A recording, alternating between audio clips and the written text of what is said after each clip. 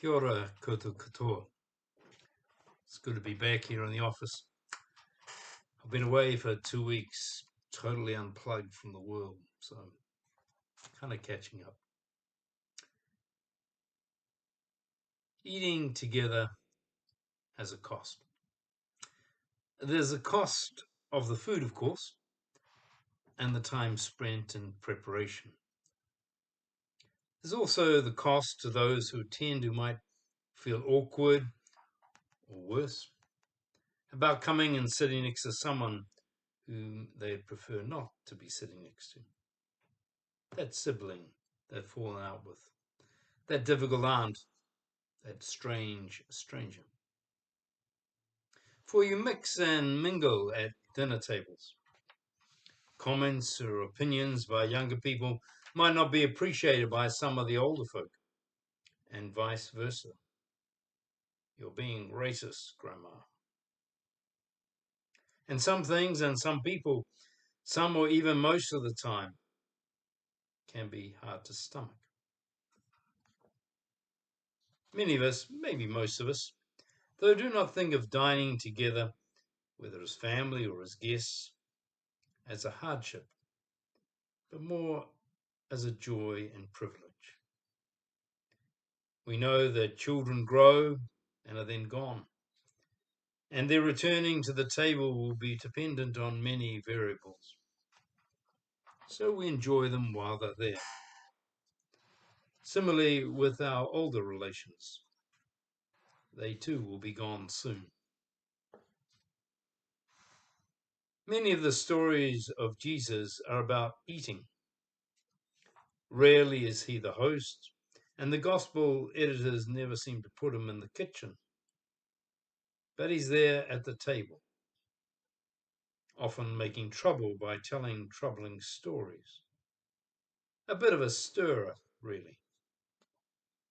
I mean, think of that banquet table. And imagine, that banquet parable. And imagine Jesus is sitting in a fellow religionist's home when he tells it. You might remember that banquet parable is about a wealthy man who threw a party, and his friends at the last minute all made lame excuses and didn't show. So the man was slighted, insulted. He also had all this food prepared, and like a good Presbyterian, didn't want to see it go to waste. So he decided, instead of bottling it up and stewing on it, he'd invite all the town riffraff. All the people that not only didn't know, but people who were a bit dubious. People who slept under hedges, who weren't of his class. And you know what? All the riffraff came and had a ball. Now, imagine that you were sitting at that table when Jesus told the story. In the house of a person who could afford a house and a table and food, surrounded by friends and this guest called Rabbi Jesus. And you heard this parable. Might not you feel a little uncomfortable? Like, are you suggesting, Mr. Jesus, we should invite all the riffraff here? Really? They're unclean. They're probably smelly. They wouldn't fit. We'd be uncomfortable. They'd be uncomfortable. Maybe we should just all get lost and the riffraff can have the place. Then there's a story, those of us in church heard today, which is a story. It's also a dinner table story, as per the introduction. Even though it's about a shepherd and leaving 99 sheep. Not that flocks were the size of 99 sheep. Just use a bit of imagination here. Leaving the 99 in order to find one errant escapee. So the 99 get left to their own devices or to that of a wandering wolf.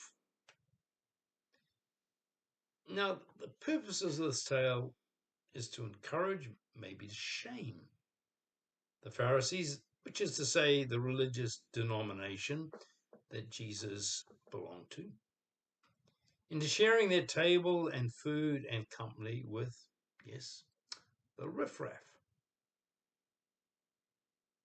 Point about the shepherd. Times change. And so do images and theology and just about everything else. The shepherd of Psalm 23 and Ezekiel 34, being likened to the vine, comes from a time of nomadic sheep grazing, a time now gone. For by the 1st century BCE, Israel was primarily an agricultural and urban economy. Shepherds, rather than being esteemed as in the past, were now disdained as marginal members of society. Read riffraff.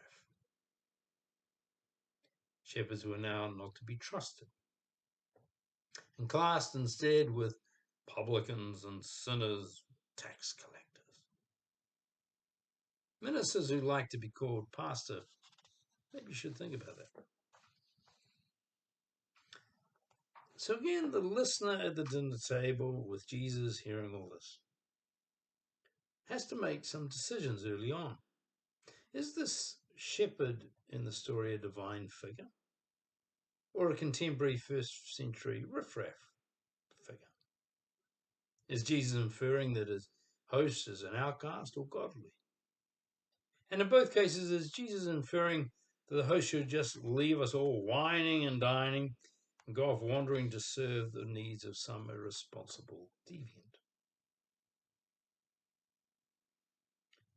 The stories of Jesus encouraging a practice of eating at the one table with the righteous and the sinners, the good folk of the town and the worse, have come down to us today as pointers to what a holy communion might look like. And it's not a feeling of spiritual oneness between you and God.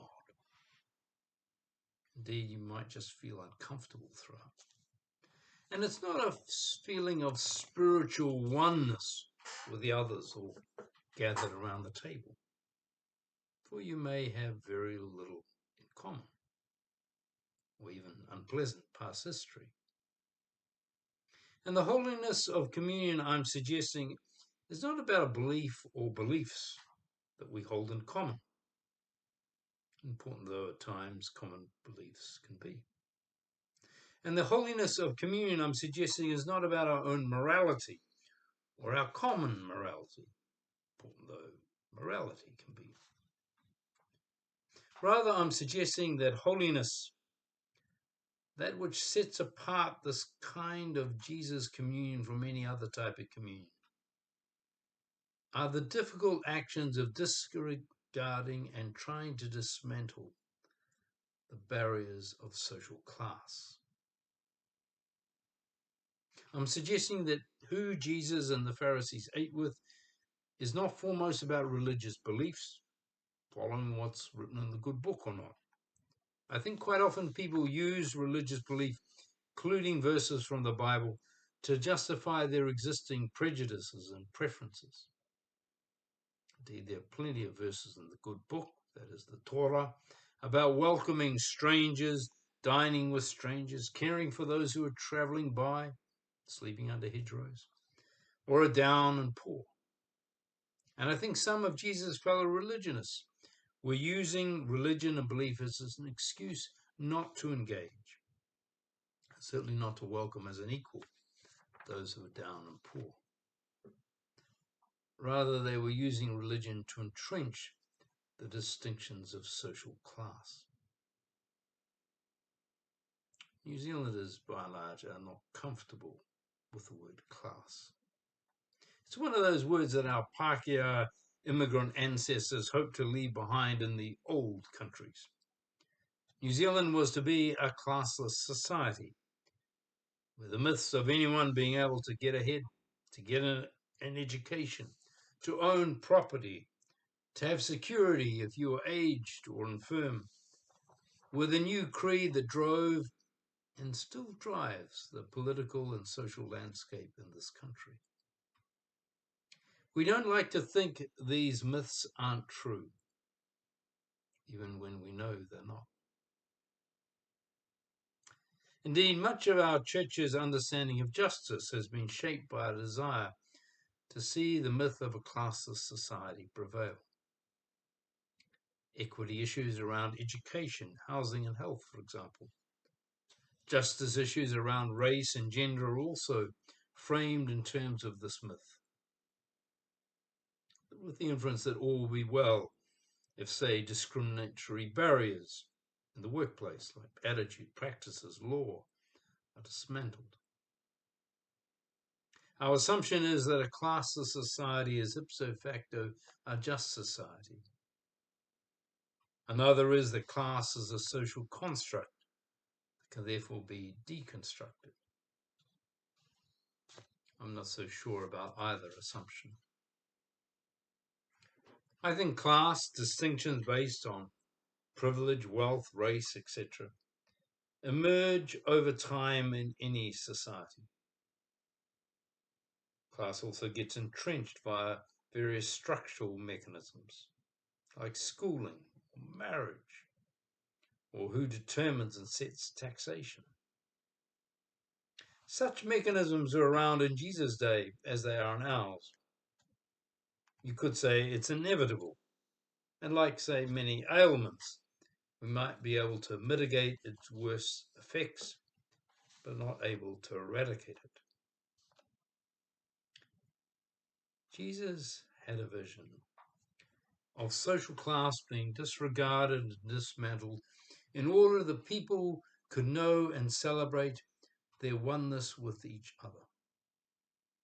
That no matter how much money or privilege we have, no matter how sick or not we are, no matter our sexuality or family connections, no matter our race or gender, we are fundamentally one earth family, woven together, connected, interdependent. And holiness, the sense of the sacred, is both found and enacted when we try to break down the barriers of class, which keep us from seeing that oneness and reaching out to honor the humanity and belonging we have with each other. And what better way to proclaim this vision, to honor and belong together, than to eat together?